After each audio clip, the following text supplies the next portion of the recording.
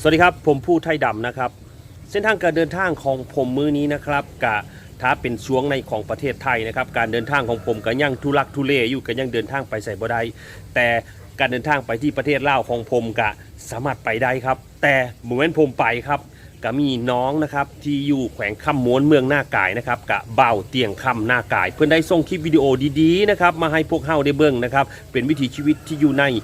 แขวงคำม้วนนะครับเมืองมหาไซเป็นหมู่บ้านเก่าๆนะครับหมู่บ้านน้อยๆนะครับก็ถือว่าเป็นชีวิตที่ถือได้ว่าสโลไลท์อีกหมู่บ้านหนึ่งนะครับซึ่งมื้อนี้เบาเตียงคำนะครับเตียงค่ำหน้ากายสิพาเฮาไปเบิ่งนะครับกับออนไลน์คลิปวิดีโอมาให้ผู้ไทยดำนะครับแอดเวนเจอร์และก็ผมก็จะถ่ายทอดเรื่องราวต่างๆให้เพื่อนๆได้เบิ่งอีกเทื่อหนึ่งนะครับสำหรับมื้อนี้นะครับผมก็ยังเดินทางไปใส่บ่ได้โควิด19ให้เฮาต้องห่างไกลกันแต่บ่เป็นหยังนะครับยังมีคลิปที่สปป.ลาวให้เฮาได้เบิ่งอยู่นะครับติดตามเส้นทางการเดินทางไปพร้อมกับเบ้าเตียงค่ำหน้ากายครับ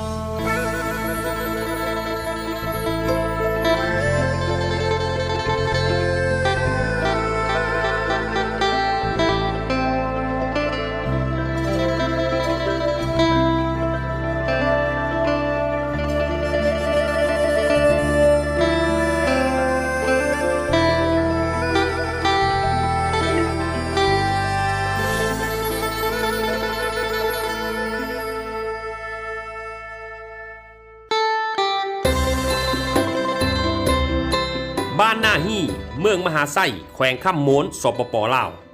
ขอขอบใจเตียงค่ำหน้ากายที่ได้ออนไลน์คลิปวิดีโอดีๆนี้ให้พวกเฮาได้รับชมกัน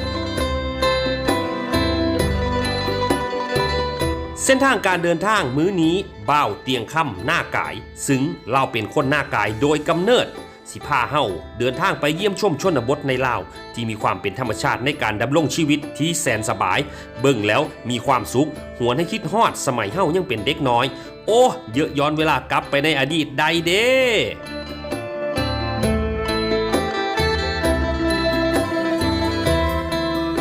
การเดินทางมื้อนี้บ่าวเตียงค่ำหน้ากายได้ออกเดินทางจากเมืองท่าแขกซึ่งเป็นเมืองเอกของแขวงค่ำม้วนโดยใช้เส้นทางการเดินทางหมายเลข12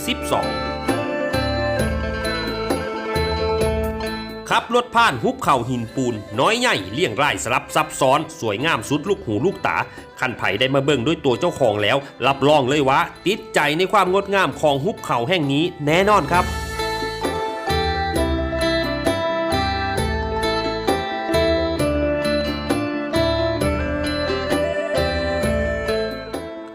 จากเมืองท้าแขกเดินทางมาที่บ้านนาฮีใช้เวลาในการเดินทางเกือบ2 ชั่วโมงเลยทีเดียวระยะทางรวม90 กิโลเมตรก็ถือว่าไกลพอสมควรนะครับแต่ก็คุ้มนะครับที่ได้เดินทางมาฮอดเพราะได้เห็นทั้งธรรมชาติและวิถีชีวิตความเป็นอยู่ของชาวบ้านนะครับที่ใช้ชีวิตแบบสบายๆโดยที่ไม่ต้องพึ่งพาแม้กระทั่งไฟฟ้าและก็สิ่งอำนวยความสะดวกความสบายที่เราสามารถเห็นในชีวิตเมืองทั่วไป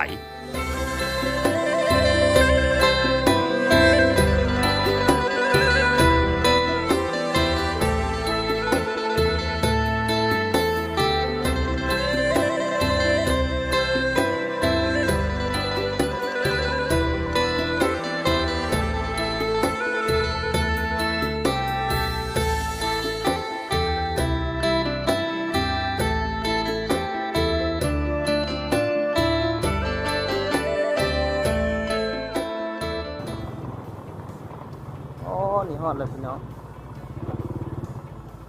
โอ้ฮอดแล้วโอ้นี่เนาะนี่พี่น้องมาฮอดแล้วบ้านนาฮีพี่น้องเอ้ยนี่เนาะมาฮอดเฮาเดินทางมาฮอดต้นบ้านเฮาก็จะเห็นน้ำสร้างพี่น้องน้ำสร้างนี่ตามคำบอกเล่าของประชาชนอยู่ในบ้านนี่เพิ่นว่ามีบ่อเดียวเท่านี้เนาะ3 บ่อบ่หรือมีบ่อเดียวเราจะไปเบิ่งจากประชาชนเพิ่นใส่น้ำสร้างเลยล่ะพี่น้องเบิ่งเพิ่นมาตักน้ำขออนุญาตเด้อเบิ่งน้ำสร้างน้ำโอ้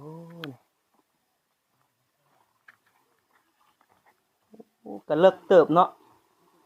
ฮอดแล้วบ่ฮะอันน้ำมันยังหลายบ่ฮะยังน้อยเดียวบ่ท่วมป้อมสำเนาะแต่ จักหลังคาเฮือนมาใส่อยู่แถวนี้เพราะด้วยขออนุญาตจักเฮือนก็ใส่น้ำสร้างตัวนี้ 70 ปลายเท่าไหร่ โอ้เอามีบ่อเดียวนี่หวะ 3 สามสร้างแต่ว่าน้ำยังหลายแต่สร้างเดี๋ยวนี้ ลาย หลายทางพุ่นก็มีเนาะโอ้แต่ว่าส้นบ้านนี้ละมาทางนี้อ๋อนี่เนาะทุกคนต้องมาหาบน้ำอยู่น้ำสร้างนี่เมื่อไซอยู่บ่ โดย เออไปหาบเมื่อเนาะตัวนี้นี่ให้บ้านเขาขุดเองว่ะน้ำสร้างตัวนี้ โดยพูดเอง โอ้บัดแข้งนี่เด้แข้งนี่เด้เห็นไดโฮมกันซื้อ โอ้ใหญ่ บ่ฮู้นำผู้ใหญ่อันนี้โครงการบ่แต่ว่าน้ำสร้างแหละเฮาขุดเอาเนาะใช้งานประชาชนนี้แต่ว่าทางโครงการเพิ่นสนองแท่งนี้เนาะโอ้พี่น้องจักโมงสลายเขาเจ้ามาตักน้ำอยู่น้ำสร้างนี่หลายๆเลยตอนแรงๆบ่สร้างตัวใดเพิ่นไปใส่หลาย ตอนเช้า ตอนเช้าบ่ 6-7 โมงนะ เออนี่ละวิถีชีวิตของคนในชนบทเมืองมหาไซพี่น้องบ้านนาฮีเนาะนอกจากที่ว่ามีอ่าวัดหรือว่าพระธาตุที่ศักดิ์สิทธิ์แล้วเนาะวิถีชีวิตก็ถือว่ายังแบบดั้งเดิมพี่น้อง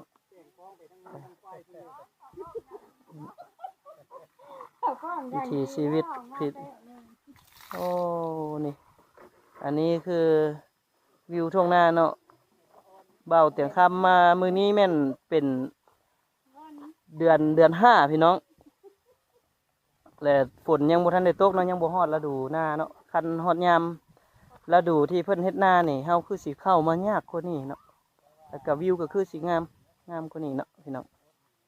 นี่เนาะโอ้บ้านเพิ่นนี่มีแต่ผาเนาะอ้อมเลยเนาะบ้านท่าเจ้าเนาะ ออกได้แล้วค่ะ อ้อมเลยที่ว่าสุดเท่านี้แมันบ่บ้านนี่สุดบ้านนี่บ้านสุดท้ายเลยวะบ่สิไปเมืองพุ่นเด้สิไปมหาไซเพิ่นใดไปตัวเมือง ออกมาทางยมราชพี่โอ้ โอ้หาบเมื่อไซนี่เนาะนี่วิถีชีวิตเพิ่นพี่น้อง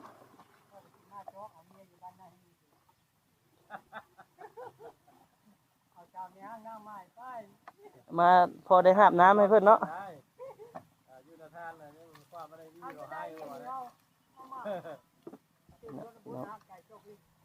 เป็นตักน้ำโอ้เพื่อสิเต็มคู่บ่เต็มฮอดอันนั้นซะน้ำมันก็แห้งแล้วเนาะนี่แม่นบ้านนาฮีพี่น้องเอ้ยโอ้เบิ่งเพิ่นมาเด็กน้อยมาอยู่อย่างไรมาเอาขนมนี่โอ้เอาไกด์นำทางเขานี่บ่ได้มีอะไรถามหาแต่ไม่ห้างนางใหม่โอ้เนาะไกด์นำทางเขาเนาะเฮาสิติดตามมึงไปเบิ่งน้ำสร้างอีกอยู่ทางใดวะน้ำสร้างอีกบ่อหนึงน้ำสร้างอีกบ่อหนึงทางใดกลางทุ่งพุ่นเลยบ่โอ้กลางทุ่งเลยครับเดี๋ยวเฮาย่างเลาะเบิ่งบ้านเพิ่นเนาะทีมงานเฮามานำกันมื้อนี้แม่น3คนพี่น้องเอ้ยเด้เนาะโอ้เพิ่นนี่มาซอกเมียโดยเฉพาะนี่แต่พวกเฮาสิมาเลาะเบิ่งวิถีชีวิตคนในชนบทเนาะอันนี้เนาะอันนี้จะเป็นบ้านที่ว่าสุดท้ายหมู่เนาะบ้านที่บ่มีทางออกเพิ่นคือยามฝนนี่ก็ไปมายากสมควรพี่น้องเอ้ยเนาะวิถีชีวิตเพิ่นโอ้อยู่แบบเรียบง่ายเวลาพักผ่อนเพิ่นเนาะไกลสิฮอดยามให้ยามนาเพิ่นก็พักผ่อนซุ่มแซวโอ้ลมกันพี่น้องตามวิถีชนบทเฮานี่แหละเนาะเวลาว่างเพิ่นจะมาเตาโฮมกันอยู่จุดเดียวเพื่อซักปืนซักแผ่นเล่าเรื่องนี่เนาะนี่เฮาสิไปจ่ายขนมให้ผู้น้อยอยู่ว่างนี่นี่เนาะพี่น้องเอาหัวหน้าฮิปยายบัดนี้เจ้านะยายนะเอาอย่าให้เด้อสิเอาขนมให้กินนี่ไปหาบน้ำไก่เติบได้นี่เนาะได้เที่ยวหนึงแล้วมาอีกเลยนี่เนาะพี่น้องวิถีชีวิตของชนบทโอ้เอาขนมก้อนจากไปห้ามน้ำมา เอาอมแล้วยิ้มเอา หลายแท้ลูกคนละคนตินี่น่ะเอ๊ะเบิ่งผู้นี้ฮะโอ้ขาวแท้ผู้นี้ขาวแท้เพิ่นยานเนาะยานคนต่างแปลกหน้าเนาะโอ้พี่หน่อไม้ไปหาไก่บ่นี่หาหน่อไม้นี่ไก่บ่นี่โอ้ยถึงผู้เนาะแกงหน่อไม้พี่น้องโอ้ผู้น้อยเลยเนาะวิถีชีวิตพี่น้องเอ้ยอบอุ่นอยู่นำกันในความสามัคคีกันเนาะคนเบิดบ้านนี่มาถามในฮู้กันเบิดพี่น้องบ่คืออยู่แถวในเมืองเนาะเฮือนแปรกันก็ถามหากันก็บ่ฮู้กันเนาะแต่ว่าอยู่แถวชนบทของเฮานี่อยู่คนละบ้านก็ยังฮู้เนาะแม่เนาะอยู่คนละบ้านก็ยังฮู้เดียวเนาะถามชื่อนี่คนละบ้านนี่ฮู้เลยเนาะ หน่อไม้ยังอัน โอ้ หน่อไหลบ่แม่ เอาอมแล้วยิ้มเด้อกินแล้วอมแล้วยิ้มเพราะว่าซื้อขนมเพิ่นอมยิ้ม ยิ้มบริสุทธิ์บ้านนอกบ้านนาเฮานี่ยังบ่ เนาะ ค่อยสิมาขอเป็นคืนบ้านนี้แหละ เพิ่นไปหาหน่อไม้พี่น้องหน่อพยางเขาเอิ้นนี่หน่อไร่บ่ เอาไม่เท้าเอ้ยเอาอมขนม หน่อไม้พี่น้องเพิ่นเฮ็ดกินแรงแล้วนี่เนาะนี่วิถีชีวิตของคนในชนบทพวกเฮาพี่น้องเอ้ย ดีนี่ คั แฮ กหลายคักหลาย หน่อไม้ไหล หน่อไร่หน่อไม้ไร่พี่น้องผู้ดีแซ่บเด้อนี่นะหน่อน้อยๆซำนี่ผู้ดีแซ่บนะเนาะนี่โอ้คักแล้วนี่ ยามกว่าเต่าควาเลนไก่บ่เพิ่นอยู่นี่เก็บผักคักหน่อยามไว้เอาไว้ เนาะ มาดีสามัคคีกันดีท่า มีจักหลังคาบ่70บ่เพิ่นว่า70หลังคาเฮือนบ่เพิ่นเฮ็ดมาแล้วนะเฮาอันนั้นต่อเนาะนี่พี่น้องเด้ๆๆเพิ่นสิ้นนี่ เนาะชิ้นเก็บ โอ้เพิ่นเอิ้นสิ้นเก็บบ่โอ้นี่เป็นสิ้นฝ้ายเนาะแต่มัน ชิ้นฝ่าย มันเป็นสิ้นแบบลาวๆเฮาน่ะเนาะ เฮ็ดด้วยมือแล้วนะ แบบคนลาวเฮานี่แหละนี่เนาะ ลาวเฮ็ด นี่ลายตีนมันพี่น้องเอ้ย ลาย นี่แหละงานสองเครือมันกระดอกใหญ่ ลายมัน งานคือเดียว หายากเด้ น้อยเนาะ ของน้อยงานคือเดียวด้วยจ้ะ นี่เนาะเนาะ งานสองเครือมันกระดอกใหญ่ ท่านผู้ชมขอบใจหลายๆเด้อมีแต่สิพาท่านผู้ชมไปเลาะเบิ่งน้ำสร้างก่อนเนาะเลาะเบิ่งน้ำสร้างทีมงานของพวกเรามานำกัน3ชีวิตมื้อนี้โอ้วิวทิวทัศน์นี่พี่น้องตามทุ่งนาสุดยอดขนาดนี้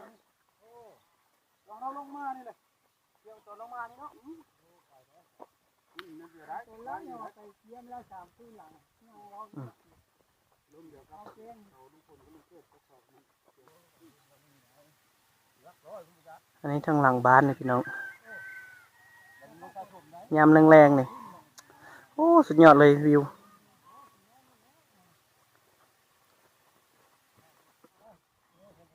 แบบนี้เราะพี่น้อง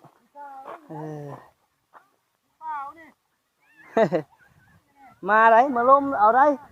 ไทยหาอยู่ฮะอาบน้ำโอ้เพิ่นมาอาบน้ำอยู่พี่เอาเขี้ยวอาบเลยหิวน้ำเมื่อน้ำได้นี่เนาะโอ้ความแท้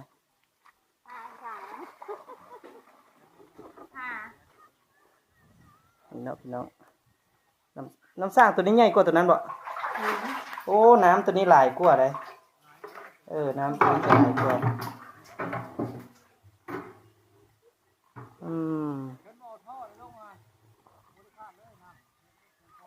โอ้จักเม็ดนี่5 เม็ดดึงวะโอ้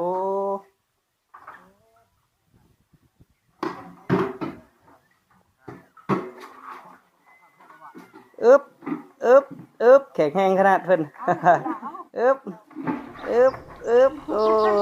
เก่งลูกหลานกันเฮาเนาะ